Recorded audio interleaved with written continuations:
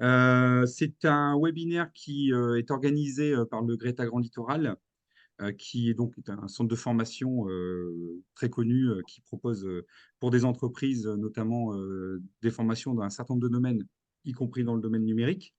Et ça s'inscrit, donc ce webinaire s'inscrit également dans le cadre d'une opération qui s'appelle l'opération OZ, qui propose en fait des accompagnements au développement numérique pour des petites entreprises sur l'ensemble du Pas-de-Calais pour des communes de moins de 6 000 habitants. Et donc, c'est une opération qui est financée et co-portée, ou en tout cas avec comme partenaire le groupe Auchan, et également le Conseil régional, les services de l'État, la Gendarmerie nationale et la FNOR. Voilà. Donc, je présente maintenant notre invité, si je puis dire, donc Stéphane. Stéphane Ouattré, donc tu es à la fois cofondateur et co-gérant de la société Acant, la société donc qui travaille sur la réalisation de production, enfin qui est spécialisée dans le numérique et notamment sur la production, tout ce qui concerne l'impression 3D. Et tu es également un utilisateur averti et régulier d'un certain nombre de systèmes d'intelligence artificielle dans lesquels on va revenir largement cet après-midi. Voilà, donc merci à toi d'être là, merci de nous faire part de ton savoir dans ce domaine-là. Tu as préparé un PowerPoint, donc je t'inviterai à faire ton partage d'écran pour qu'on puisse suivre correctement les débats. Donc je rappelle pour ceux qui nous écoutent, si vous avez des questions, merci de passer par le chat. Donc moi, je relayerai vos questions et d'éviter de passer par le micro parce que ça va être un petit peu compliqué sinon en termes d'animation. Voilà, donc on verra cet après-midi hein, sur, on va dire, un plan, une proposition de contenu. Donc Stéphane, tu vas présenter un petit peu l'historique et ça permettra également de définir un petit peu ce que c'est l'IA générative.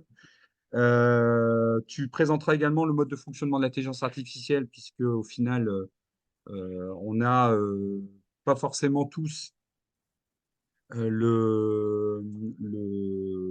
des connaissances particulières sur comment fonctionne l'intelligence artificielle. Tu nous présenteras également les différentes catégories d'intelligence artificielle générative. Et puis, on fera un peu plus le focus sur un outil qu'on connaît quand même maintenant pour beaucoup d'entre nous assez bien, qui est ChatGPT, le fameux ChatGPT.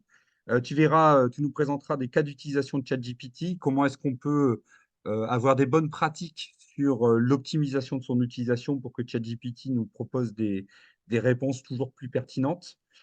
Tu nous parleras aussi d'une date particulière, alors qui est assez récente, hein, qui est le 13 mai 2024. J'en dis pas plus. Tu nous diras un petit peu ce qui s'est passé le 13 mai 2024.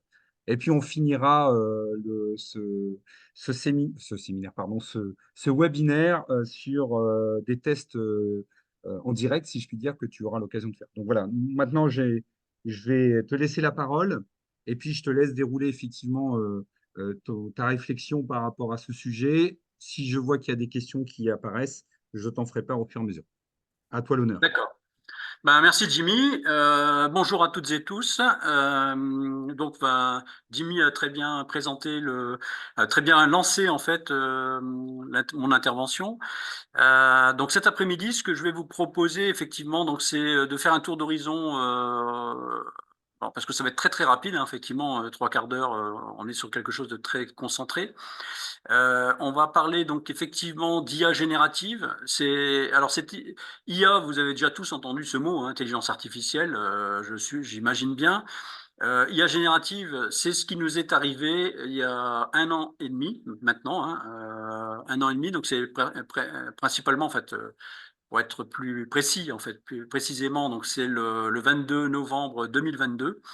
En fait, le ChatGPT, on dit à l'américaine, a sorti sa première version d'IA générative, la version 3.0, et ça a fait un buzz énorme. D'ailleurs, pour la petite histoire, il y a eu plus de 100 millions d'abonnés en un mois, ce qui ne s'est jamais vu. Aucun outil n'a eu autant de succès en si peu de temps. Et donc ça montre bien en fait on est sur une rupture, vraiment une rupture technologique, quelque chose d'énorme en fait qui nous est tombé dessus. Alors pour être honnête avec vous, moi ma première approche de ChatGPT n'a pas été forcément très positive. Parce que, ben, comme tout nouveau produit, si on n'a pas si on n'a pas de sujet à évoquer avec avec le sujet, avec le projet qu'on a devant soi, eh ben en fait, on ne sait pas très bien à quoi ça sert et ce que ça peut nous apporter. Il a fallu en gros 1 mois et demi après la sortie de ChatGPT pour que je m'y intéresse un peu plus précisément. Et en fait, c'est assez amusant parce que ma première démarche avec ChatGPT, ça a été de poser une question un peu bête. Comme j'avais pas de questions à lui poser, je lui ai demandé le temps qu'il ferait demain dans la commune où j'habite.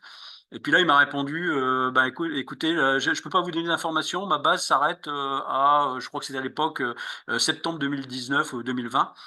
Alors donc j'étais un peu frustré. Je me suis dit bon bah si c'est que ça, en fait c'est une énorme base de données ou voilà, bon ça sera peut-être intéressant d'aller chercher, mais à l'époque je voyais ça un petit peu comme un moteur de recherche finalement. Et d'ailleurs on verra tout à l'heure que ça n'a rien à voir avec un moteur de recherche. C'est vraiment ça, la façon d'interroger en fait l'IA n'a rien à voir avec un moteur de recherche. Et donc j'ai pris un peu de temps pour m'y intéresser et je me suis dit tout de suite pour qu'une IA, pour quelque chose en fait puisse répondre, il faut lui donner un maximum d'éléments. Et l'idée que je me suis dit au départ, bah, je vais faire un cahier des charges. Et voilà. Et donc c'est ça qui a ce cahier des charges. Donc c'est en gros 15 lignes de texte que j'ai rédigé. J'ai fait ça sous Word. Hein, et je l'ai envoyé sur ChatGPT. Et quand il m'a fait la réponse, là j'ai dit waouh, il y a vraiment quelque chose derrière. Ça m'a répondu correctement et ça attend, voilà, au-delà de mes espérances. Alors, comme le disait Jimmy, on va commencer quand même par un petit peu d'histoire, parce que tout ça, ça nous arrive, il y a des raisons pour lesquelles on a cette IA générative aujourd'hui. Alors l'IA, on en parle depuis longtemps, hein, c'est quelque chose qui a démarré dans les années 50. Euh, on va dire que la première fois qu'on pouvait entendre parler de l'IA générative, c'est 1950 avec le test de Turing. Alors Alan Turing, vous avez peut-être entendu parler, il y a un film qui a été fait, c'est lui qui a inventé la machine à décrypter les crypteuses Enigma de l'armée allemande pendant la Seconde Guerre mondiale. Et après la guerre, en fait, il a inventé un test pour pouvoir vérifier si en face de nous, on a affaire à un humain ou une machine. Et donc c'est ça qui est un petit peu déterminé, qui est toujours valable aujourd'hui, hein, qui est le texte qui va pouvoir nous dire j'ai affaire à une machine ou j'ai affaire à un être humain. Voilà, alors donc je ne vais pas revenir sur toutes les dates de l'IA, je vais tout de suite aller vers la fin, les choses intéressantes. Ça commence vraiment à être sérieux en 1997. IBM lance en fait un outil qui s'appelle Deep Blue.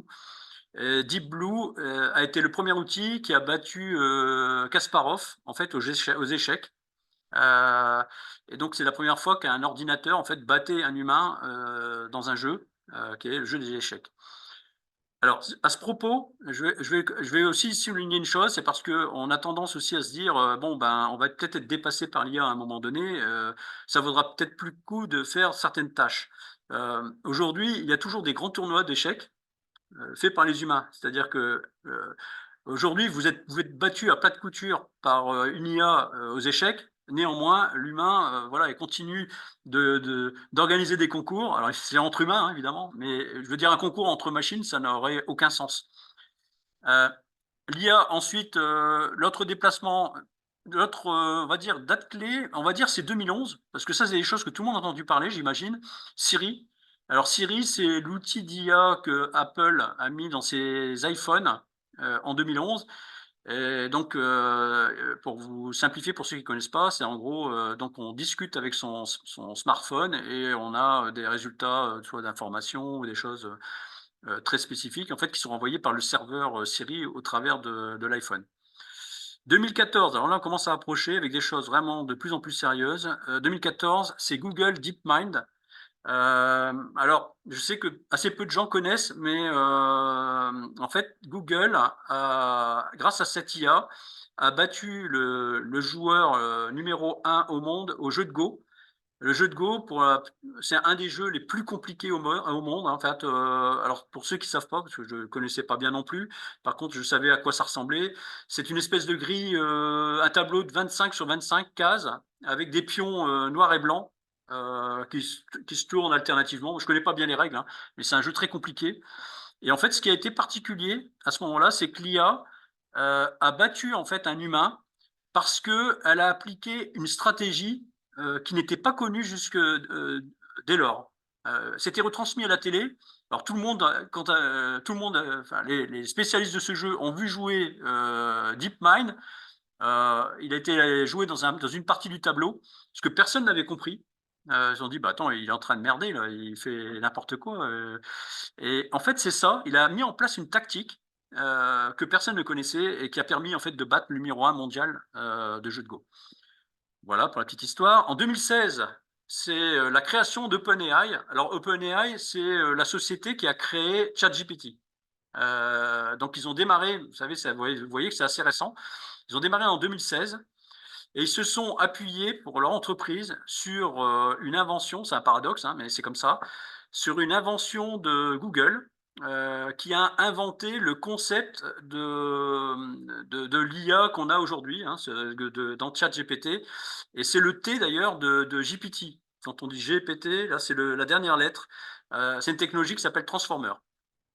Et donc ça leur a permis en 2022 de créer ChatGPT et surtout de le proposer à tout le monde parce que c'est ça qui est énorme, c'est qu'ils l'ont mis tout de suite en disposition gratuitement à tout le monde. Et d'ailleurs, je fais un petit buzz sur la date hein, du 13 mai 2024 parce que là, voilà, ils ont fait un nouveau truc encore gratuit là, qui est vraiment très intéressant. Alors, je vais simplement, pourquoi on a ces IA-là aujourd'hui? Il y a deux éléments important. C'est d'abord la puissance des machines, c'est-à-dire que les ordinateurs que l'on a aujourd'hui, en fait, il faut répondre à une loi qui s'appelle la loi de Moore, qui veut que chaque ordinateur, en fait, la puissance d'ordinateur double tous les 18 mois. Et aujourd'hui, on a des ordinateurs, en fait, on a des microprocesseurs, hein, c'est le cœur de l'ordinateur, qui sont particulièrement d'ailleurs des processeurs de cartes de jeu qu'on a dans les ordinateurs de jeu, qui sont des cartes qui fonctionnent en 3D, qui analysent de la 3 dimensions et qui permettent de faire ce qu'on fait aujourd'hui avec les IA génératives. Alors ça, c'est le premier facteur. Le deuxième facteur, c'est la masse de données que l'on a grâce à Internet. Faut savoir que le cœur de ChatGPT, ce qui a servi à l'entraîner, c'est entre autres Wikipédia, donc qui est une masse d'informations colossale. Alors ce n'est pas que ça, mais c'est aussi voilà, c'est Wikipédia qui a servi, c'est la masse de données qu'il y a dans Wikipédia qui a servi à l'apprentissage de ChatGPT. Voilà. Alors un simple résumé, voilà, l'IA générative, c'est une sorte de poupée russe, hein, toutes les IA. Vous voyez que ce qui est dans le blanc, en fait, c'est l'informatique. L'intelligence artificielle, c'est une branche de l'informatique. Je ne vais pas rentrer trop dans les termes techniques parce que j'ai une petite vidéo qui va être très explicative, qui va vous expliquer tout ça. Vous allez voir, ça va être bien plus parlant. Et vous voyez, le dernier élément là, de ChatGPT fait partie des outils qu'on appelle de l'IA générative. Alors pourquoi générative? Parce que en fait, c'est une IA qui va produire un résultat à partir de données d'entrée et qui vont générer quelque chose en sortie. Alors il y a des IA génératives pour le texte, il y a des IA génératives pour l'image, il y a des IA génératives pour la vidéo, il y en a pour la musique, il y en a dans plein de domaines. Alors le plus connu effectivement c'est ChatGPT, mais vous allez voir j'ai des exemples hein, où je vais vous montrer qu'il y a plein d'autres IA génératives. Voilà. Alors, la définition d'intelligence artificielle, rapidement, c'est juste une machine qui est capable d'apprendre, raisonner, de percevoir, d'interagir de manière autonome. À partir du moment où on a ça, et qui en fait, tout ça en fait va simuler, et j'insiste bien sur le mot simuler, hein, puisque c'est pas de l'intelligence. Il n'y a pas de magie derrière tout ça. Hein. Faut bien que démystifier un peu aussi l'IA. Derrière, alors c'est pas non plus des algorithmes, même si au départ on a créé des choses à partir de l'informatique, mais la force en fait de l'IA, c'est qu'elle apprend. C'est-à-dire on a recréé quelque part le fonctionnement du cerveau humain euh, pour que euh, pour que l'IA, la machine en fait, puisse apprendre d'elle-même. Alors ça paraît un peu bizarre comme ça, hein, dire comme ça, on dit tiens, mais en fait ça fonctionne. En fait, ils ont les programmeurs, hein, ceux qui ont développé l'IA au départ, euh, ont calqué le modèle humain de tout être humain. Je vais donner pour exemple, hein, quand on est un enfant, en fait, on apprend, en général d'ailleurs de nos parents, hein, par exemple, à reconnaître un chat. Donc la première fois qu'un enfant va voir un chat, la maman va lui dire, ben, c'est un chat. Et l'enfant va interpréter cela, et il va dans son cerveau, en fait, visuellement se dire, tiens, un chat, bah, il y a des poils, il y a quatre pattes, il y a un pelage, hein, quatre pattes, il a un visage rond avec des oreilles en pointe. La deuxième fois qu'il verra un chat, il va faire une association. Il va se dire, tiens, ça ressemble à ce que j'ai vu la première fois. Bon, il a peut-être pas la même couleur de poils. Bon, il a toujours quatre pattes normalement. Il en a perdu une en route.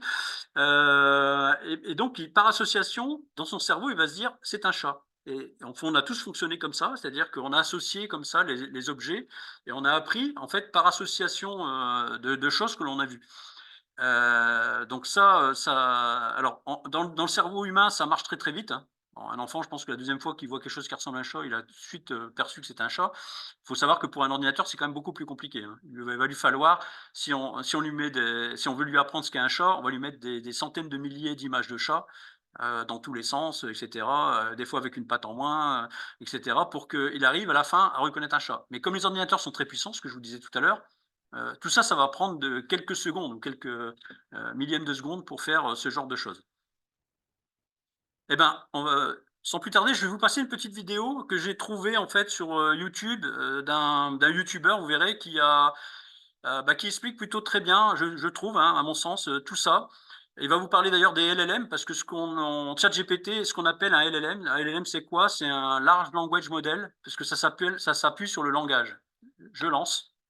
Je vais vous faire un aveu, il y a 2 ou 3 ans, je ne croyais pas en la possibilité d'un ChatGPT. À l'époque, j'avais expérimenté des générateurs de texte et on ne pouvait pas confondre l'humain de la machine, ça vous sautait aux yeux. C'était juste bon pour générer des spams. Et je voyais absolument pas alors comment on pourrait améliorer ces systèmes. L'idée de réduire le langage, cette spécificité si humaine à du calcul statistique, me semblait tout bonnement impossible. Alors comme beaucoup, j'ai été très surpris par l'arrivée de ChatGPT. Et depuis, les intelligences artificielles, eh bien, ne me quittent plus, je les explore et les exploite au quotidien avec mes clients. Je m'appelle Sébastien et je vous propose de découvrir dans cette vidéo comment fonctionnent les LLM, ces grands modèles de langage qui vont transformer radicalement notre monde. Alors je voulais revenir sur la raison pour laquelle je pensais que ça ne marcherait jamais. Vous connaissez sans doute l'histoire de la tour de Babel, c'est un mythe biblique sur le langage. Il est raconté dans le livre de la Genèse que les hommes, unis par une seule langue, entreprenaient de construire une tour pour atteindre le ciel. Effrayés par leur ambition et leur unité, Dieu décida de les confondre en diversifiant leur langue, dispersant ainsi l'humanité à travers le monde. Cette histoire reflète une vérité profonde sur le langage en tant que spécificité de notre espèce. Le langage est non seulement un outil de communication, mais c'est aussi le tissu qui lie ensemble nos sociétés, cultures et histoires. Il forme notre compréhension du monde et notre capacité à coopérer et à innover. Le langage, c'est l'outil grâce auquel l'humanité a pu transmettre son savoir avec une précision et une fidélité remarquables. Et c'est même parfois un outil vital. Regardez, certains aliments sont toxiques et il faut bien connaître une recette spécifique pour les préparer. Et bien c'est le langage qui permet de transmettre correctement les ordres de préparation de génération en génération. Cette exigence de précision se retrouve dans toutes les sphères de la connaissance humaine et pas qu'en cuisine. Il y a des milliers de langages et de dialectes sur Terre et nous continuons à inventer des langages tous les jours comme les codes informatiques. C'est pour cette raison que ça me paraissait totalement fou de concevoir qu'une machine puisse nous comprendre un jour et nous parler d'égal à égal. Mais les chercheurs en deep learning m'ont donné tort. Alors avant de poursuivre cette vidéo, je vous invite à cliquer sur la petite cloche pour vous abonner à cette chaîne et ne rien rater, je compte sur vous. Alors revenons à nos moutons. Les LLM, ce sont des IA qui sont spécialisés dans la génération de texte. Et le plus connu, car le plus performant, c'est GPT-4, mais il en existe des centaines d'autres. Comme toutes les intelligences artificielles, ces grands modèles de langage sont avant toute chose des systèmes statistiques. C'est-à-dire qu'il n'y a aucune règle, aucun code, qui dit si truc égale machin, alors fais ça. Souvent on parle d'algorithme, mais il n'y en a pas. À la place, on a un réseau de neurones. C'est un système qui dégage des probabilités sur les données qu'on lui présente pendant son entraînement. Un LLM n'a pas de base de données. C'est souvent une erreur d'interprétation que l'on a avec ChatGPT. On a l'impression, quand on lui pose une question, qu'il a une copie de Wikipédia dans sa mémoire. En fait, il ne stocke pas les articles de Wikipédia, mais une abstraction des articles. C'est-à-dire qu'il a réorganisé les phrases et les mots de toutes les pages de tout Wikipédia selon des liens statistiques. Alors je vous propose de découvrir la recette qui permet de construire un LLM. La première étape de notre recette, c'est le pré-entraînement. Tout commence par la sélection des textes, et il en faut énormément, au moins une dizaine de téraoctets, c'est-à-dire l'équivalent de plusieurs millions de livres. Ensuite, on va définir un réseau de neurones, là aussi gigantesque, avec des milliards de paramètres. Et le nombre de paramètres est important car c'est lui qui va nous permettre une modélisation plus fine et plus nuancée des textes. Puis on va pré-entraîner ce réseau sur une tâche bien particulière. On va lui présenter des phrases en lui cachant des parties et l'IA devra tenter de les deviner. Et cette opération, on va le faire sur les milliards de phrases. Et au fur et à mesure, l'IA va établir ce qu'on pourrait appeler une carte sémantique, une représentation statistique du savoir contenu dans les textes. Alors cette étape qui est très critique, elle va durer plusieurs jours, voire des semaines, et elle va nécessiter une puissance de calcul assez formidable. On va utiliser entre 5000 et 10 000 GPU. Un GPU, c'est un processeur ultra puissant qui était au départ prévu pour la vidéo et la 3D. Une fois cette phase de pré-entraînement terminée, on obtient un modèle avec une connaissance brute. Elle est brute car on ne peut pas encore utiliser l'IA telle qu'elle. Pour prendre une image, c'est exactement comme un élève qui a son bac. Il dispose d'un ensemble de savoirs fondamentaux, mais ensuite il doit choisir une spécialisation comme un BTS ou un master. Cette spécialisation, c'est la seconde étape de notre recette. Cela s'appelle le fine-tuning et c'est l'entraînement à proprement parler. Alors le pré-entraînement, il a permis d'établir le fond et le fine-tuning, il va décider de la forme. Par exemple, faire un résumé, générer du code ou répondre à des questions. Et c'est dans cette étape du fine-tuning, on va pour ainsi dire humaniser l'IA. Par exemple, vous remarquerez que dans ChatGPT, beaucoup de réponses sont sous la forme de listes. Eh bien, c'est un format qui a été appris pendant le fine-tuning. Et pour faire cet entraînement, on doit disposer de données supplémentaires, des exemples d'instructions et de réponses par milliers. Et à nouveau, la quantité et la qualité des données vont compter dans le résultat final. Et voilà, nous sommes arrivés au bout de la recette d'un LLM, une recette qui va vous coûter quand même quelques millions d'euros. Mais comme dans chaque recette, il y a un petit tour de main qui n'est connu que des grands chefs, et c'est cette technique qui a permis l'émergence des modèles de type GPT. Un LLM ne comprend pas un texte comme vous et moi. En effet, un ordinateur ne sait manipuler que des nombres, et plus exactement que des 0 et des 1. Et c'est Google, en 2017, qui va proposer une solution pour résoudre ce problème avec les transformers. C'est d'ailleurs le T dans GPT. Les chercheurs de Google ont eu l'idée de transformer les mots en nombres en passant par une étape intermédiaire où les mots seraient découpés en petites séquences de lettres, ce qu'on appelle les tokens. Par exemple, VO, ACE ou Z espace, ce sont des tokens. Alors ça se rapproche assez de la méthode syllabique où les enfants apprennent d'abord les sons des syllabes pour ensuite déchiffrer les mots en entier. Un token est codé dans la machine sous la forme de nombres, plus exactement sous la forme de vecteurs numériques. Et lorsque vous utilisez ChatGPT, tous les textes que vous écrivez sont d'abord découpés en tokens, puis transformés dans ces vecteurs. Ce qui a surpris tout le monde et ce qui va sans doute alimenter les chercheurs pendant quelques années, c'est de comprendre comment une répartition statistique. Voilà, je vais arrêter là sur cette partie parce qu'on a vu les choses les plus importantes en fait de. Alors là, je suis obligé de faire échappement, voilà, et de passer à la slide. Je vais vous faire un avis. Voilà, slide suivante. Juste Stéphane, excuse-moi. Oui. Est-ce que tu pourrais juste refaire un petit résumé de la vidéo parce que c'était quand même assez technique et puis peut-être revenir sur les principaux points. Très rapidement, parce que en fait, la vidéo, vous allez la voir. En fait, on va vous la transmettre. Je pense que ça peut être intéressant que vous la voyez, mais je peux la résumer rapidement. Ouais, en quelques mots. Ouais. Oui, en quelques mots. Donc, en fait, vous avez compris qu'à la base, il faut beaucoup de données. Donc, ces données, en fait, elles sont injectées dans un serveur, dans des machines, qui vont pas faire un copier-coller et les mettre en forme de base de données, mais qui vont apprendre, en fait, qui vont faire comme un enfant quand vous lisez le texte, qui vont apprendre, en fait, l'ensemble de ces textes. En fait, derrière, quand vous allez l'interroger, il va pas aller chercher l'information qu'il a eue, il va vous restituer ce qu'il a appris. En fait, si je peux résumer comme ça rapidement, c'est ce qui va se passer. C'est la raison pour laquelle, d'ailleurs, quand vous allez faire la même interrogation dans ChatGPT, vous n'aurez pas deux fois la même réponse. Il ne va pas réécrire exactement la même réponse, ce qui prouve bien en fait que vous n'avez pas affaire à un copier-coller. En fait, voilà. Pour résumer très rapidement. Je voulais donc passer tout de suite aux IA dont vous allez entendre parler, on va dire ces semaines ou ces mois. Alors ça va très très vite. Hein. Si vous voulez, quand moi j'ai commencé à lancer des formations sur l'IA, il n'y avait que ChatGPT. Aujourd'hui, il y en a des centaines en fait d'IA. Alors évidemment, elles ne sont pas toutes connues, hein, mais voilà, je vous ai mis sur cet écran. Vous le voyez bien mon écran hein, d'ailleurs? Non, vous voyez peut-être pas. Si? Si, très bien. Pas de Non, souci. d'accord. Vous voyez les catégories. Alors, c'est en catégorie que je vous les présente, en mettant donc ce que je disais tout à l'heure, c'est-à-dire qu'il y a des IA texte, des IA images, vidéo, et même pour le code informatique, et il y en a bien d'autres.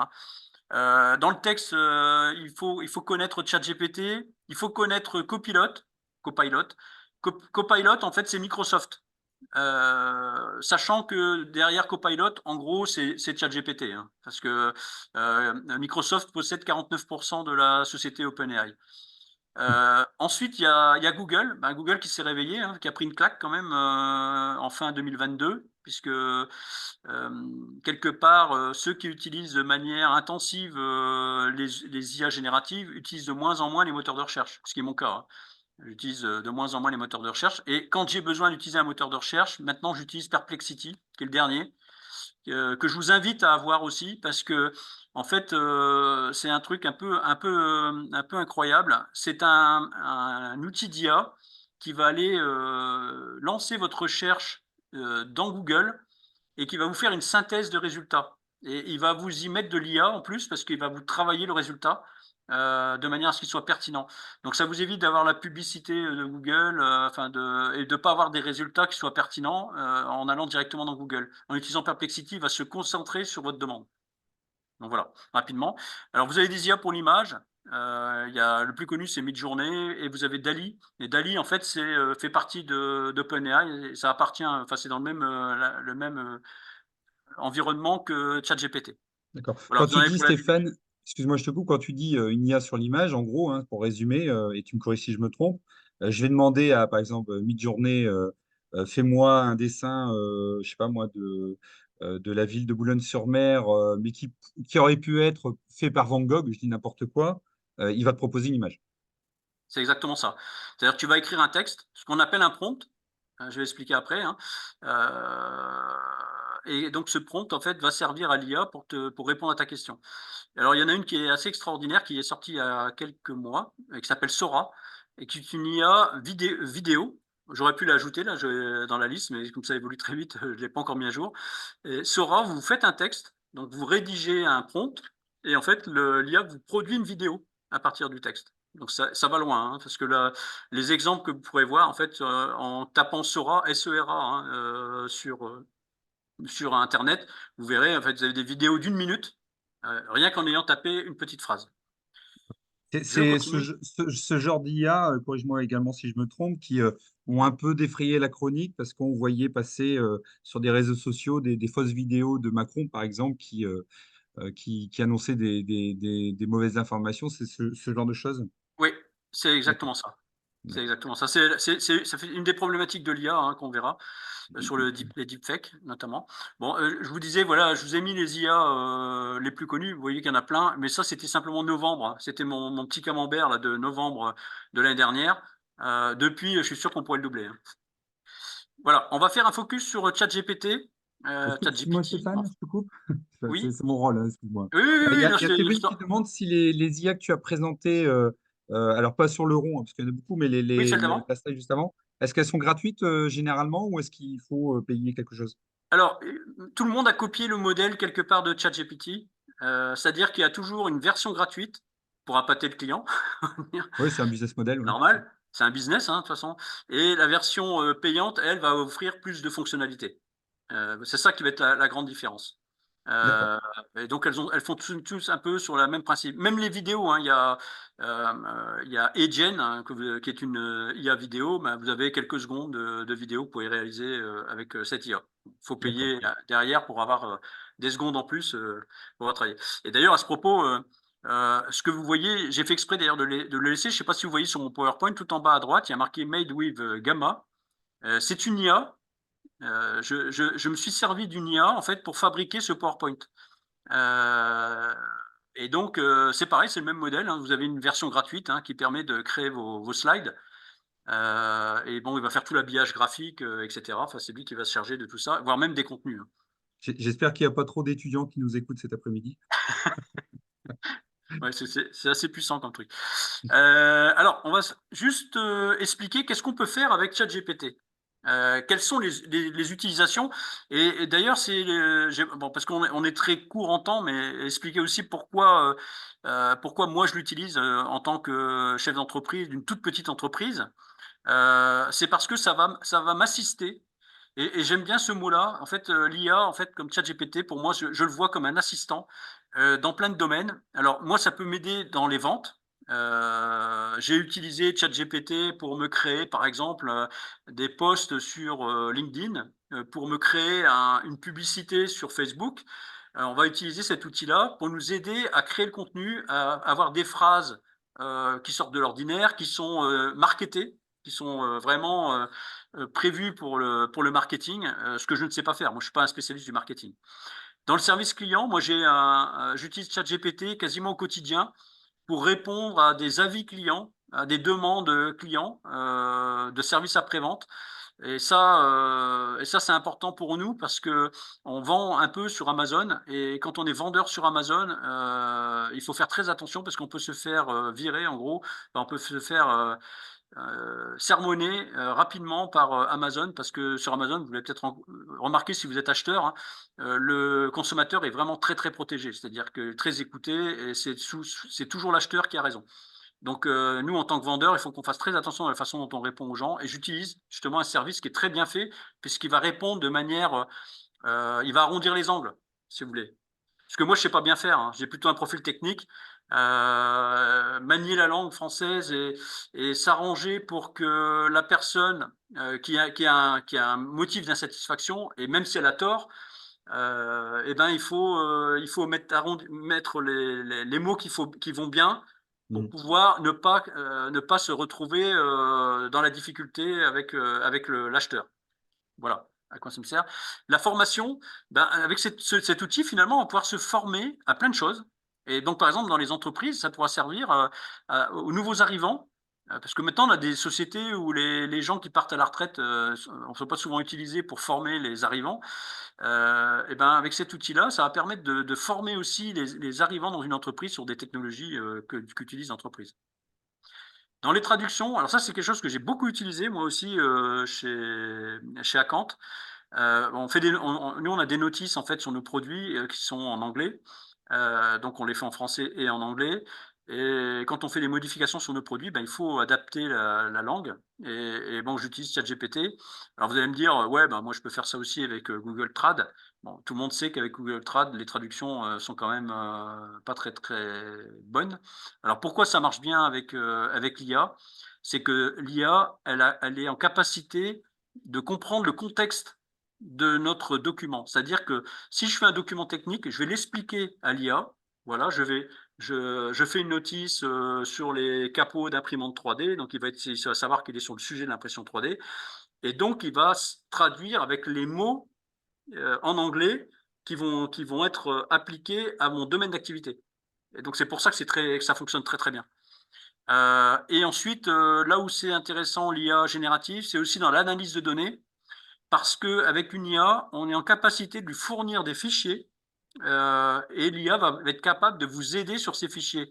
Par exemple, vous allez lui envoyer un tableau Excel et vous allez demander à l'IA de l'interpréter et de vous sortir un camembert ou un histogramme ou d'aller récupérer une donnée sur un autre tableau pour faire des jonctions entre les tableaux. Tout ça, on sait le faire avec ChatGPT. Vous allez me dire, ouais, je peux le faire aussi avec Excel, sauf que là, vous n'allez pas rentrer de ligne de code. Vous allez simplement expliquer les choses, vous allez dire, voilà, tu me prends telle donnée, tu me la lis à tel truc, et voilà, et je veux avoir tel résultat. Et en fait, vous allez vous comporter en fait comme un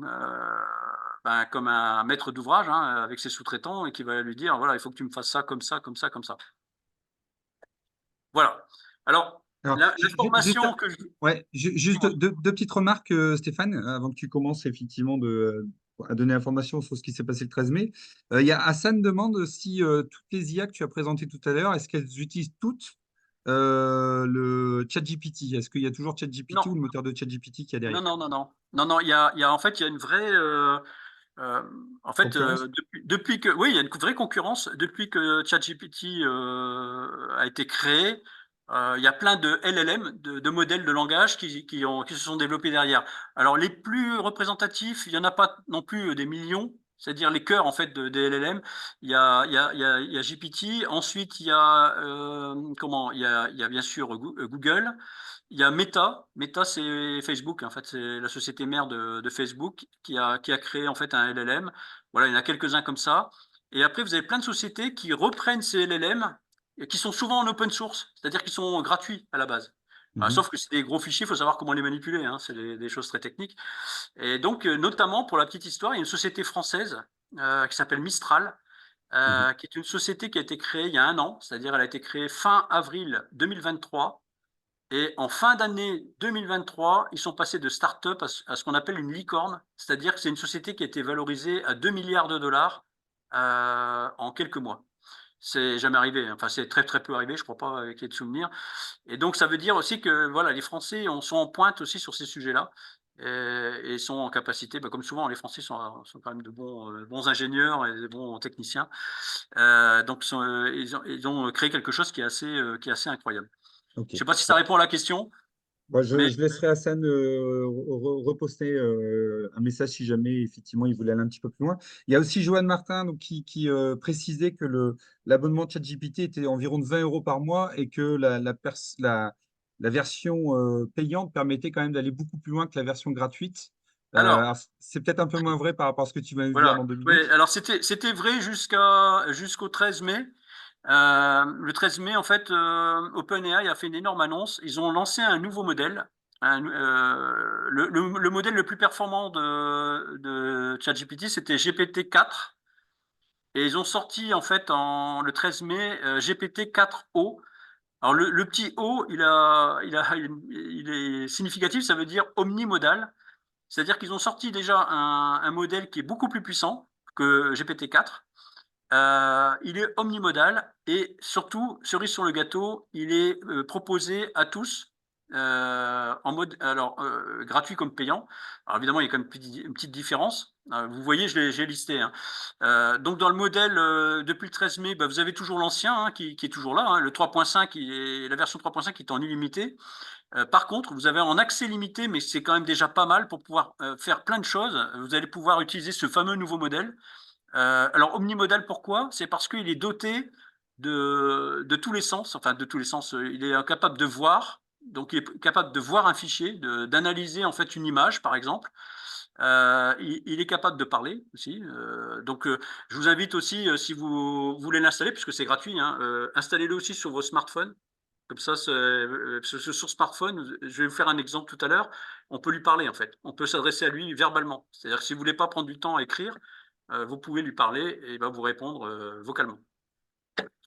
On peut faire de l'analyse de données et on peut produire des images. Alors, pas dans la version gratuite, on ne peut pas fabriquer d'images dans la version gratuite. Là, il faut passer à la version payante.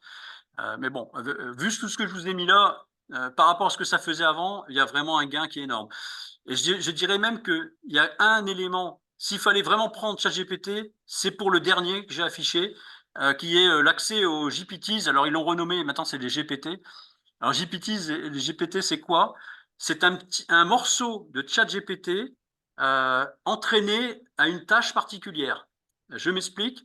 Vous pouvez, par exemple, créer un GPT qui va, par exemple, vous répondre sur toutes les questions fiscales.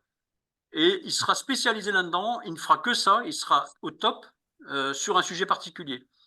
Alors, la conséquence, c'est que déjà, ça va vous faciliter la façon dont vous allez vous adresser à lui. Vous allez pouvoir vous adresser de manière vraiment facile et il sera vraiment au top sur ce sujet-là. Et ça, c'est vraiment une très, très grande avancée. Rien que pour ça, je pense que ça vaut le coup d'utiliser les IA génératives. Moi, j'en utilise au quotidien, des GPTs. Voilà, on parlait de service après-vente, j'en ai un qui fait que ça. Il me D'accord. répond, je lui mets le texte de mon client et il me fait la réponse derrière. Donc, D'accord. Si je te suis, donc tu me corriges si je me trompe, en gros, hein, c'est de ce que j'en ai compris, c'est que d'une certaine façon, ChatGPT a fait des sous-domaines pour être encore plus performant dans les réponses par rapport à ces sous-domaines. ouais, c'est ça. D'accord, C'est très bien. ça. Voilà. Et donc, alors, pour vous donner la chose, c'est que ces GPT, vous allez voir, vous allez les trouver en fait dans une sorte de App Store, vous savez, comme sur les mobiles, et vous allez atteindre en fait. Donc, tout ça, ça va être classé par catégorie, et il y en a, je crois, de souvenirs, il y en a entre 4 et 5 millions de GPT. Donc, il y en a dans tous les domaines. Il y en a en français, il y en a en toutes les langues, donc c'est vraiment très, très développé. Donc, pas que dans la fiscalité, alors. Il n'y a pas que dans la fiscalité. J'ai peut-être pas choisi. C'est parce que c'est les impôts, les déclarations d'impôts pour Ah, dans quelques jours. t'as demandé comment est-ce que C'est tu pour pouvais faire un payer moins d'impôts. rappel. Voilà. Alors, combien ça coûte? Ben voilà, j'y arrivé. Sinon, alors la version payante coûte 20 $. Ça fait à peu près, alors parce qu'il y a une sorte de TVA, ça fait à peu près 22 euros. C'est ce que je paye tous les mois. Alors, peut-être que la question, peut-être quelqu'un serait de la poser. Qu'est-ce qui différencie en fait, en gros, la version payante de la version gratuite? Parce que dans la version payante, les accès que vous voyez sont aussi limités quelque part. mais la limite est beaucoup plus élevée. Hier, j'ai animé une formation hier avec une entreprise et donc on a utilisé la version gratuite. Vous pouvez faire à peu près entre 10 et 15 interrogations de l'IA en version gratuite en utilisant toutes les possibilités. Et après, vous devez attendre 3 heures. Honnêtement, quand on commence avec l'IA, c'est largement suffisant. Mm. En payant, c'est 5 fois plus. Bon, on a juste ça, on paye 20 dollars, mais on a 5 fois plus de possibilités et on est moins limité, quoi. Mais on a toujours 5 fois plus, mais si on les a utilisés, ben, on doit attendre 3 heures pour pouvoir de nouveau interroger l'IA. D'accord. Il y a, Johan disait que, alors je pense qu'il parlait des fameux GPTs. Il Oui, disait qu'il était même possible d'en créer soi-même. Donc, oui. j'imagine de Alors, pas en version sous-catégoriser. gratuite, c'est pour ça que je ne le dis pas. En version gratuite, c'est pas possible. D'accord. En payante, en gratuite, vous pouvez utiliser celles qui ont été faites. Donc aller dans le fameux store là, enfin, store, quand je dis store, c'est pas un magasin où on achète, hein, c'est gratuit, mais Mm. c'est une base de données en fait, hein, où vous allez pouvoir consulter et utiliser ces GPT, ces GPT. Par contre, si vous voulez en créer, il faut la version payante. Il y a quand D'accord. même quelques petites distinctions, hein, mais bon, je veux dire, quand on démarre, on n'a pas forcément un besoin de créer les GPT. On peut déjà aller se contenter des 4 ou 5 millions de GPT qui existent sur le marché. Moi, à titre perso, j'en ai fait une dizaine, hein, que j'ai publié. Voilà, parce que je les ai fait pour moi au départ. Je me suis dit, bon, ça peut servir à d'autres, donc on Mm. peut les publier.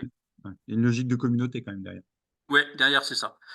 Peut-être une possibilité, mais j'y crois moyen, de rémunération. C'est-à-dire qu'ils avaient annoncé ça, c'est-à-dire que comme ils ont fait un store, il y aurait une rémunération. Je ne sais pas très bien comment ça marcherait, mais peut-être que ça c'est prévu parce qu'il y a des GPT qui ont des centaines de milliers de consultations. Oh, Donc voilà, j'imagine. ceux-là, peut-être un petit peu comme sur YouTube, hein, peut-être des possibilités au bout d'un nombre d'utilisateurs d'avoir un reversement. Je continue. Bon, les coûts, on l'a vu. Alors, il y a des limitations, en fait, et il faut l'aborder, de l'IA générative. L'IA générative, il y a les biais, d'abord, parce que les IA s'appuient sur des données qui viennent, on le sait, de Wikipédia. Bon, Wikipédia, tout ce qui est dans Wikipédia n'est pas vrai, hein.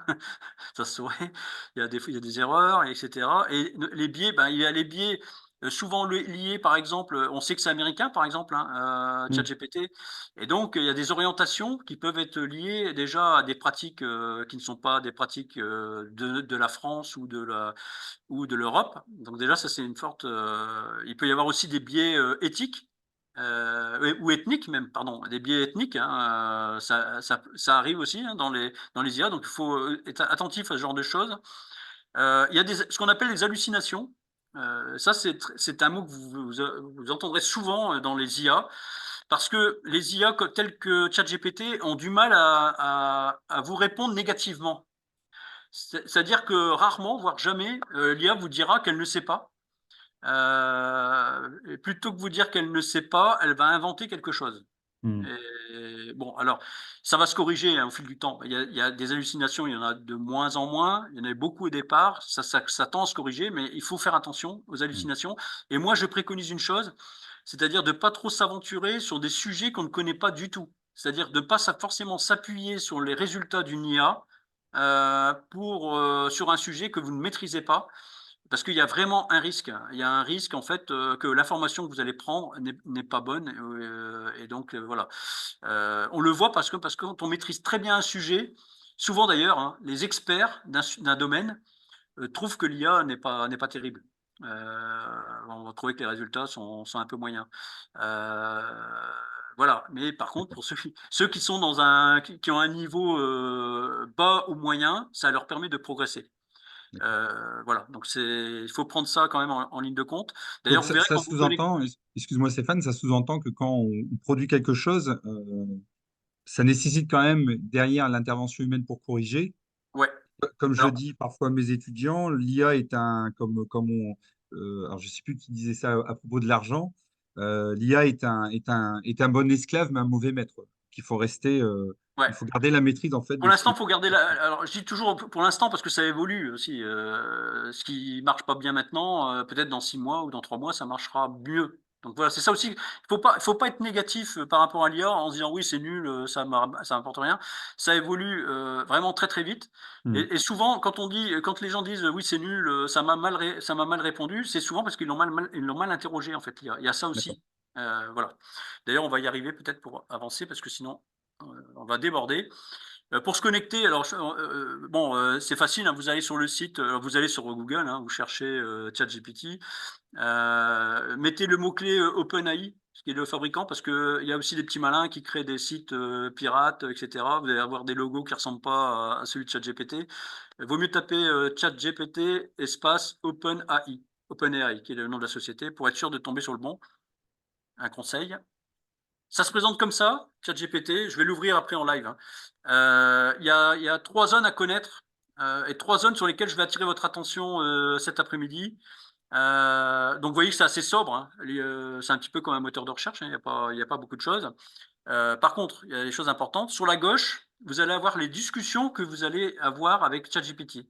On parle de discussion parce que vous allez pouvoir échanger avec l'IA sur un sujet et vous allez pouvoir entretenir une discussion. Cette discussion va figurer, quand vous l'aurez terminée, vous l'aurez passé à une autre discussion, elle va passer sur la gauche de votre écran. Alors, les historiques, c'est aussi ce qui sert à alimenter l'IA. Il faut en avoir conscience. C'est-à-dire que je pense que vous imaginez bien que quand c'est gratuit, on ne vous fait pas un cadeau. Ce ne sont pas des philanthropes, toutes les sociétés, hein. Donc, vous le savez sans doute. Et ce que j'ai coutume de dire, c'est quand c'est gratuit, c'est vous le produit. Mm. C'est moi le produit. Et donc, l'IA va s'alimenter de toutes vos conversations.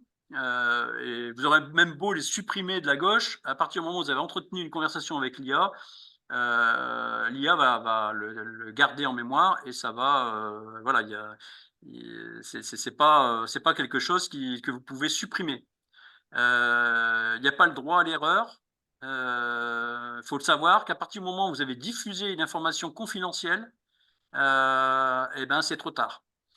C'est la raison aussi pour laquelle, dans certaines entreprises, et pas des moindres, Microsoft, je reviens encore une fois sur Microsoft, a interdit, je ne sais pas si c'est toujours le cas, mais interdit, en tout cas récemment c'était encore le cas, a interdit à ses employés d'utiliser l'IA générative, alors qu'ils financent à 49% OpenAI. C'est un peu bizarre, vous allez me dire. Ben parce que la crainte, effectivement, c'est que par exemple, des bouts de code spécifiques de Microsoft, que des codeurs, par exemple, hein, aillent demander à ChatGPT de les aider sur un sujet.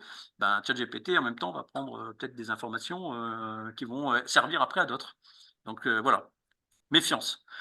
Vous avez en bas la zone de discussion, ben, c'est là où vous allez écrire votre message. Et là, tout de suite, je vais vous expliquer un peu les écueils du début. Aussi la raison pour laquelle moi, j'ai pas trouvé que c'était terrible au début quand j'utilisais ChatGPT, c'est parce qu'on ne s'adresse pas à une IA comme à un moteur de recherche. On a tellement été habitué au moteur de recherche où finalement, en 3-4 mots-clés, ce qu'on appelle des mots-clés hein, sur un moteur de recherche, on a un résultat.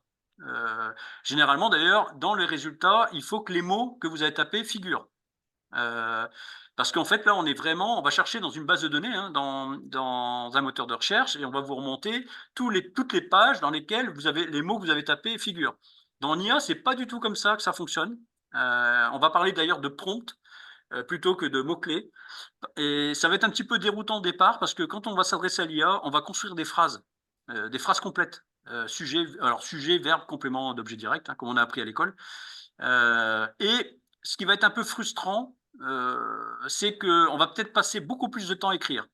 Alors, vous allez me dire, maintenant, on a un truc qui est sympa, c'est que quand même, on peut parler aussi à l'IA. Donc, si vous voulez pas vous embêter trop à taper des phrases longues et fastidieuses, vous pouvez les dicter en fait à l'IA. Ça peut vous faire gagner du temps.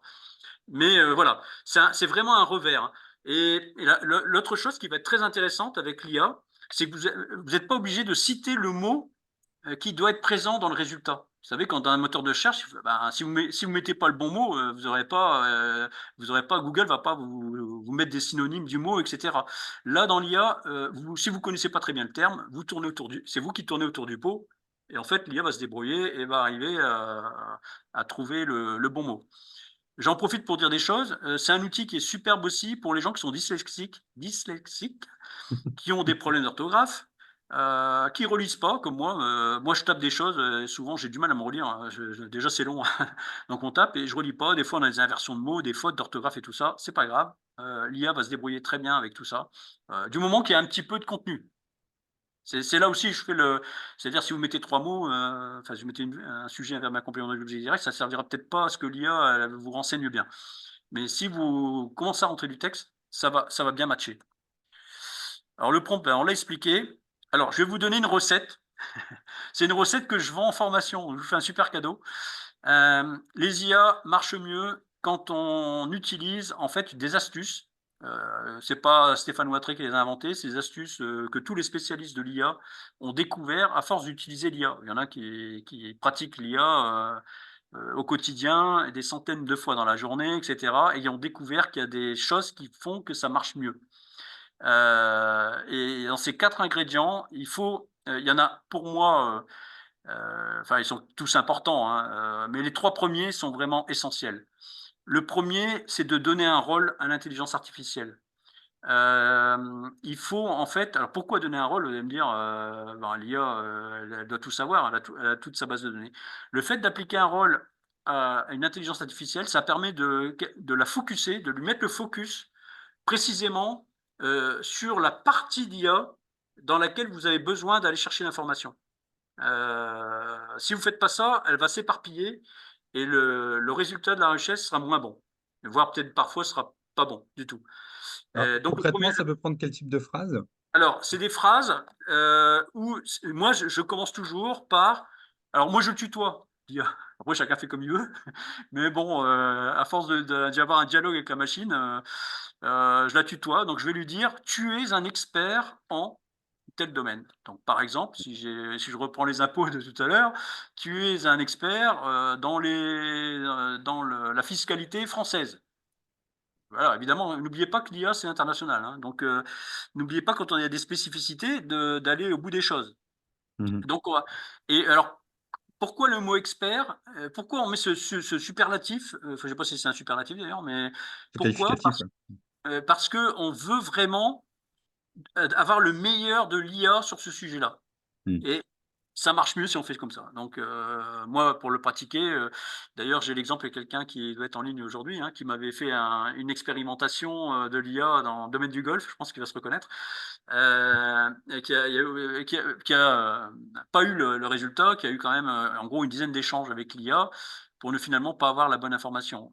J'ai pratiqué la même recherche avec un seul prompt et j'ai eu le bon résultat. Donc, c'est pour vous prouver aussi que tout ce que je vous mets là, ça fonctionne. Donc le rôle, vous voyez, donc c'est donner un rôle à l'intelligence artificielle sur le sujet sur lequel vous voulez traiter, dont vous voulez traiter. Ensuite, le contexte. Et ça, c'est essentiel aussi. C'est dans quel contexte vous faites la demande. Parce que ça va aider l'IA. Si par exemple, dans ce contexte-là, je vais vous donner des exemples concrets. Vous voulez par exemple rédiger une fiche de poste. Vous aidez de l'IA pour rédiger une fiche de poste. Dans ce contexte, vous allez lui expliquer, voilà, je suis une entreprise de X salariés qui fait face à un départ d'une personne dans 3 mois, mais vous allez jusqu'au bout des choses, il faut bien expliquer les choses. Je souhaite remplacer cette personne dans tel métier. Voilà, donc on lui donne tous les contextes de votre métier, de la demande, hein, que vous êtes en train de faire à l'IA. Ensuite, le troisième, c'est la tâche à réaliser. C'est-à-dire, bah là, c'est important aussi, c'est qu'est-ce que vous demandez à ChatGPT. Et quand on écrit la tâche, c'est pas obligé de mettre veux-tu, s'il te plaît, me faire ceci. Il faut être directif. Il faut dire donne-moi telle information. Retourne-moi les 5 logiciels les plus performants dans tel domaine. Voilà, on met le verbe en première. Là, je crois que c'est l'impératif, hein. Donc, tac, on lui dit tu fais ça, tac, tac, tac, et voilà, on est très directif. De toute façon, ChatGPT comment dire, n'a Pas de n'a pas sentiment. d'émotion en fait, hein. Donc, vous inquiétez pas, il va pas vous injurier derrière. Alors là, ça sert à rien non plus d'injurier, mais je veux dire, il faut être directif en fait sur ce que vous voulez avoir comme tâche. Et le dernier point, qui est peut-être, bon, il a son importance, mais il est peut-être moins important que les 3 autres, c'est les caractéristiques attendues du résultat. C'est-à-dire, c'est la forme que va prendre le résultat. C'est-à-dire, si vous voulez qu'il vous donne le résultat sous la forme d'un tableau, par exemple, vous lui dites, fais-moi une évaluation de 5 logiciels dans le domaine de la gestion, par exemple, hein. Présente-les-moi sous les formes des colonnes, en forme de tableau. tu me mets en colonne les 5 solutions et en ligne, tu me mets première ligne le prix, deuxième ligne les caractéristiques techniques, troisième ligne les avantages, inconvénients. Enfin voilà. Donc c'est vous qui vous indiquez exactement ce que vous voulez, enfin comment vous voulez avoir le résultat. Et c'est là où, à la limite, hein, vous pourriez le dire, tu me l'écris dans une forme professionnelle, ou tu me l'écris en alexandrin, tu me l'écris, enfin, ou alors tu me réponds, parce que ça, je l'ai déjà utilisé, c'est vachement, enfin, c'est très intéressant quand on aborde un sujet très technique et que vous comprenez pas la réponse de ChatGPT, ça arrive, parce qu'il va vous répondre de manière très technique. Bah, vous reformulez la question, derrière, vous lui dites, tu me, tu me réponds comme si j'étais un adolescent de 12 ans, ou comme si j'étais un enfant de 8 ans, si vous voulez encore descendre.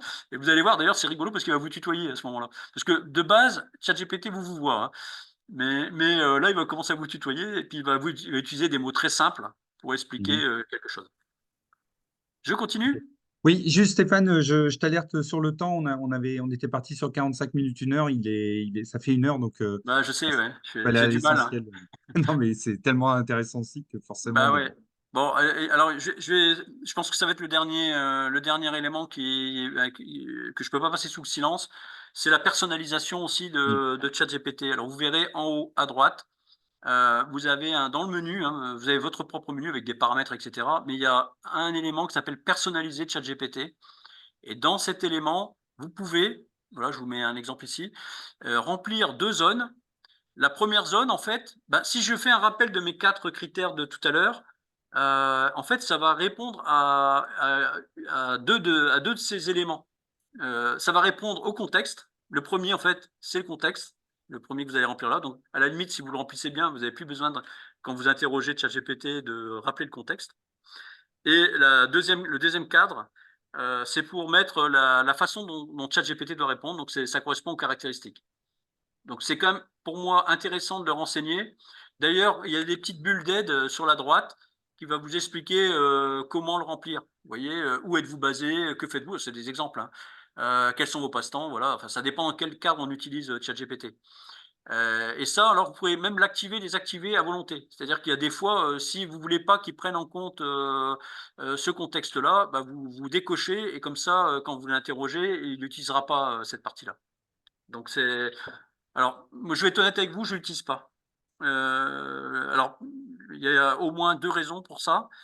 Parce que moi, j'utilise l'IA pour plein de sujets et pas qu'à titre professionnel. Alors, si je Mm. commence à remplir ici, dès que je vais faire des interrogations personnelles, il va comprendre que c'est pour du professionnel, donc c'est un peu embêtant. Et puis aussi, la deuxième raison, c'est que maintenant, on a les fameux GPT qui permettent en fait bah, déjà d'avoir beaucoup d'informations. Et quand on utilise un GPT, on n'a pas besoin de trop se casser la tête pour lui parler. On a moins besoin, on n'a pas forcément besoin d'utiliser les 4 critères que je vous ai présentés juste avant. Donc voilà, c'est la raison pourquoi j'utilise pas trop cet outil. Mais vous, peut-être au début, ça peut être bien. Surtout si vous l'utilisez par exemple que dans un contexte. Par exemple que pour votre profession, là, bah, vous le remplissez correctement. Et puis comme ça, chaque fois que vous l'interrogez, vous n'avez pas besoin de répéter les mêmes choses. Ça va pour tout le monde? Oula. Alors, je pense qu'on était un peu à la fin. Je pense qu'il faut quand même que je vous montre sur mon écran à quoi ça ressemble. Quand même, que vous voyez. Oui, vas-y, tu peux y aller. Hein, tac, c'est ici. Partager. Hop, voilà. Donc ça va ressembler à ça. C'est la version. Je me suis branché sur la version gratuite pour que vous puissiez voir. Vous allez remarquer aussi la petite chose qui est en dessous. Il faut toujours avoir en tête aussi, hein, ChatGPT peut faire des erreurs. Envisagez de vérifier les informations importantes. Toujours la petite alerte qui va bien. Ah oui, effectivement. Les GPT, c'est ici. Je vais peut-être aller faire un tour pour vous montrer parce que ça, c'est quand même intéressant. La fameuse base de données. Voilà, vous allez vous retrouver sur cet écran-là avec les GPT les plus utilisés, donc c'est quand même intéressant, donc les plus en vogue, ce qui va permettre d'utiliser ceux qui sont utilisés par la majorité des gens. D'ailleurs, tiens, j'en profite, s'il y a des gens qui utilisent Canva, parce qu'il y a beaucoup Mm. de petites entreprises comme moi, par exemple, hein, qui utilisent Canva, vous allez pouvoir utiliser cet outil-là. Alors, je mets un petit bémol quand même, c'est que parce que normalement, dans Canva, avec ça, vous pouvez faire des images, mais si vous n'avez pas la version avec la version gratuite, vous ne pourrez pas le faire. Mais voilà, il y a des outils propres à Canva, il y en a qui sont propres à l'écriture, Il y en a qui sont propres à Dali. Il y a un domaine qu'on n'a pas du tout exploité, c'est l'analyse de données.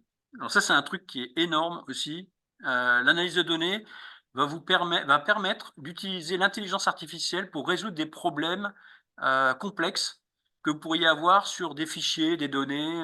Sur, par exemple, on prenait l'exemple d'un tableau Excel tout à l'heure, hein, où vous avez besoin d'extraire des informations ou faire des calculs complexes sur un tableau. Vous allez utiliser Data Analyse. Mm. Moi, je D'ailleurs, l'utilise. pardon, Pardon? c'est moi Stéphane, petite remarque, quelque chose que tu m'as dit avant le webinaire et que moi, j'avais pas fait attention. Si tu reviens sur la page d'accueil de chat, il est possible dans la barre de menu où on va mettre la question de mettre des fichiers avec Oui, le oui. petit icône. Ben, c'est ça. Voilà, je vais vous le montrer concrètement. C'est ici. Voilà, tac. Et vous allez pouvoir sélectionner un fichier de votre ordinateur et le mettre en pièce jointe. Mhm. Enfin, en pièce jointe, le télécharger sur ChatGPT. Et après, là, vous allez poser votre question. Et vous allez dire. Alors, moi, je vais vous dire, moi, en tant que petite entreprise, j'utilise pourquoi. Alors, vous allez me dire, il y a plein d'utilitaires qui permettent de le faire, je sais, hein, mais ça me permet de gagner du temps. C'est par exemple des conversions d'images. Vous recevez une image en point AI, vous la voulez en JPEG. C'est Mhm. souvent des trucs qu'on a quand on fait des sites internet ou des choses comme ça. Bah, vous mettez le point AI, tu me dis convertis-moi en JPEG, tac, il vous fait un lien et vous avez le fichier JPEG derrière. Ça, c'est la chose qui est très simple. Mais vous pouvez faire des choses hyper complexes. Vous pouvez mettre dedans une base de données SQL, hein, pour ceux qui programment un petit peu là. Vous Mhm. mettez une base de données SQL et vous lui dites peux-tu me faire une requête entre telle table et telle table. Est-ce que tu peux ma table elle a un problème technique. Est-ce que tu peux comment dire la réparer et il va vous réparer la table. Donc il fait des trucs absolument incroyables sur les fichiers. Ouais. Donc moi, c'est aussi un de mes usages. Et moi, j'utilise aussi, ça fait partie d'ailleurs un petit peu de cette partie-là, j'utilise aussi pour coder, pour faire de la programmation informatique, mais même parfois pour des choses très très simples.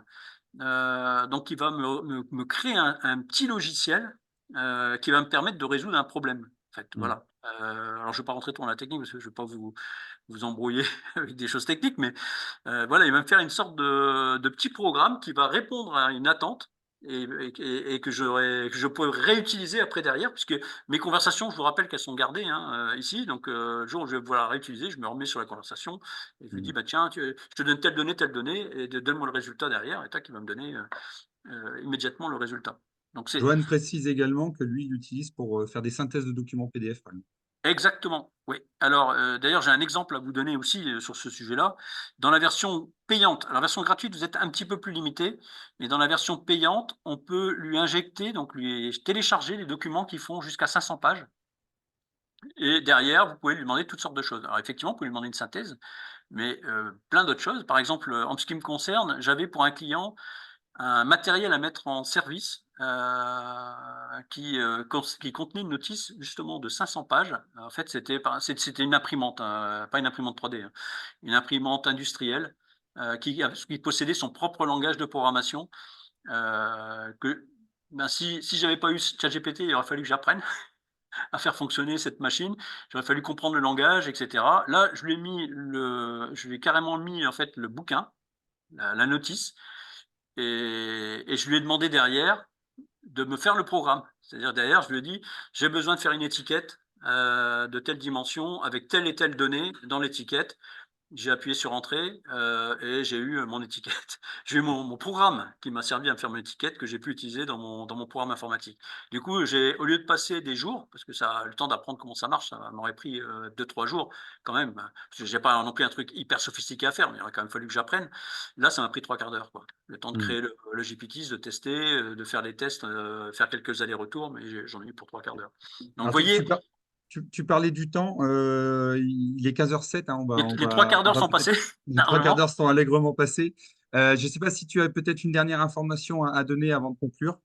Ben non, Quelque chose. oui, bien sûr, je veux dire non. Oui, bien sûr, tester. Euh, prenez, je dirais, dès qu'on a fini la réunion, installez-le et commencez à l'utiliser. D'ailleurs, j'avais prévu quelque chose, mais on manque tellement de temps que ben, on n'utilise pas les choses. Voilà. Bonjour, ChatGPT.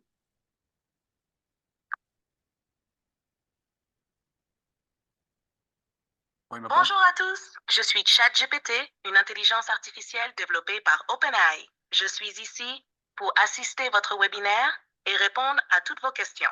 N'hésitez pas à solliciter mon aide à tout moment. Ravi d'être parmi vous aujourd'hui. Voilà, donc cette phrase, elle n'a pas été enregistrée, elle a été produite. Alors j'ai préparé un petit peu avant, hein. J'ai fait ce qu'on a fait là, un prompt au départ pour expliquer ce qui allait se passer. Je lui ai dit, ben, dès que je te dis bonjour ChatGPT, tu me dis qui tu es. Voilà. Et donc il savait qu'il y avait un webinaire, etc. Mais vous voyez la puissance du truc. Ce qui arrive derrière, en fait, c'est le conversationnel. Conversationnel, c'est ce qui va permettre de converser comme avec un être humain. En fait, il va être en capacité d'interpréter vos émotions. Donc vous parlez avec sourire ou avec méchanceté ou avec agression, en fonction de la façon dont vous allez discuter avec ChatGPT. Ça arrive dans les semaines qui viennent. Voilà. Donc si je peux vous conseiller un truc, oui, d'aujourd'hui, abonnez-vous, c'est gratuit. Je vous ai donné les conseils qu'il fallait pour avoir les précautions, donc en faisant les attentions de ne pas discuter de choses confidentielles, ne pas mettre de nom personnel, ne pas même de nom d'entreprise. Moi, quand je m'adresse à l'IA générative, je garde un contexte neutre. Voilà.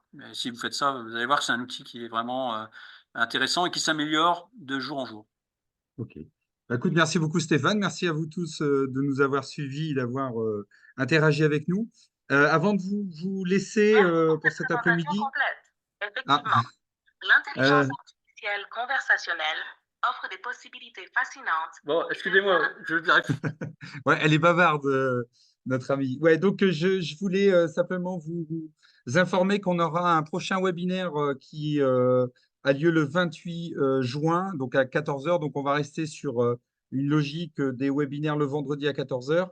Et ce sera cette fois-ci sur tout ce qui tourne autour de la cybersécurité. Et j'aurai cette fois-ci comme invité le lieutenant-colonel Van Herp de la gendarmerie, donc qui est spécialisé en cybercriminalité, qui présentera effectivement à la fois les différents risques, les différentes bonnes pratiques en termes de cyber, et nous donnera également des points d'actualité sur les derniers éléments à savoir pour éviter effectivement d'avoir des déconvenus par rapport à ce sujet-là.